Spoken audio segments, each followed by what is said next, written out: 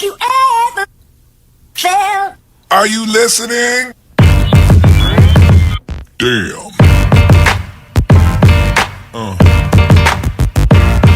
Both been here too long. You can't go back to Ireland or Poland or England, and I can't go back to Africa. And we will live here together, or we'll die here together. And it's not I am telling you. Time is telling you. You will listen or you will perish. You ever felt? Are you listening?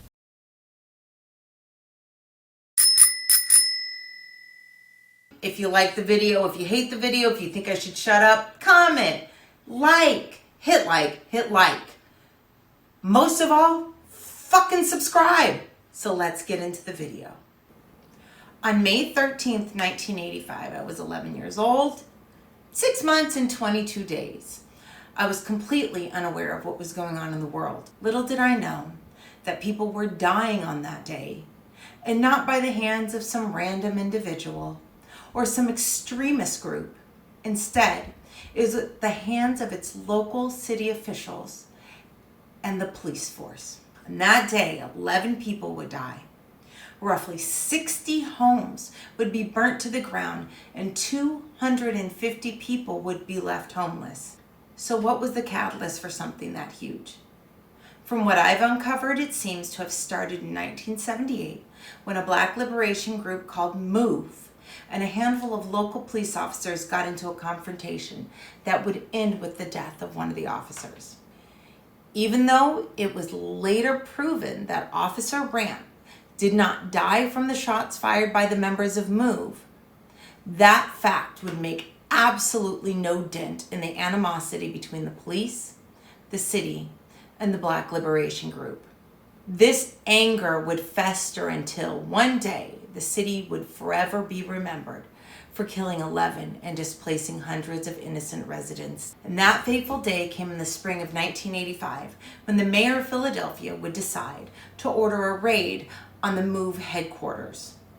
After other means of removing the group had been tried without success, those in charge of the operation decided that the best thing to do was to drop a bomb on the house.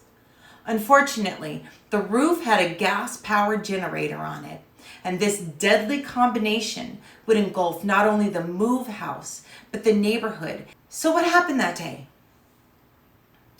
On that day in May, around 5:30 a.m., police showed up with megaphones in hand. They were heard saying, "Attention, MOVE.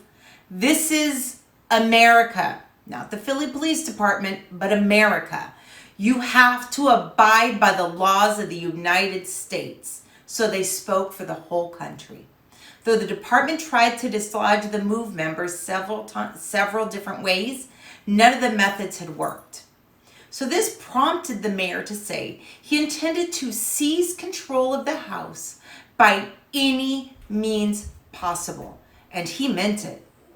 And by any means, he meant bombs. And I'm not being facetious. I mean C4-filled bombs. Let me repeat that. 2 bombs of C4 were dropped on a residential neighborhood. One 1.25-pound bar of C4 is enough to demolish a truck.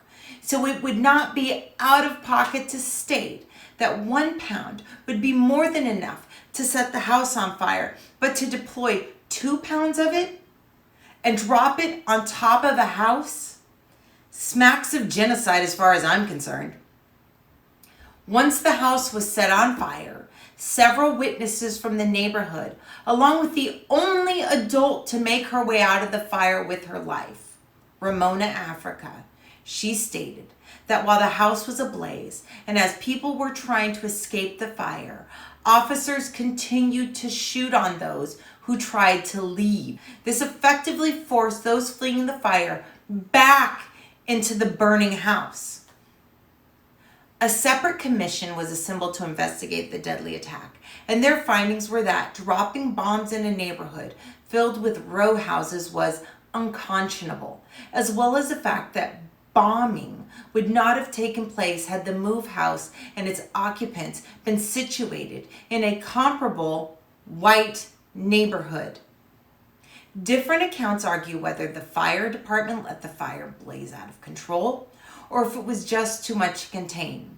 But eyewitness accounts and popular opinion point to law enforcement not only allowing for the fire to burn out of control, but they actually told firefighters to not extinguish the fire, but rather to wait. This highly disgusting action would leave 250 homeless.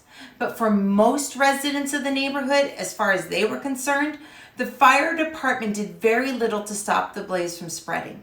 And because of that, they lost between 60 to 65 homes and several lives. The fire department could have done something and they chose not to.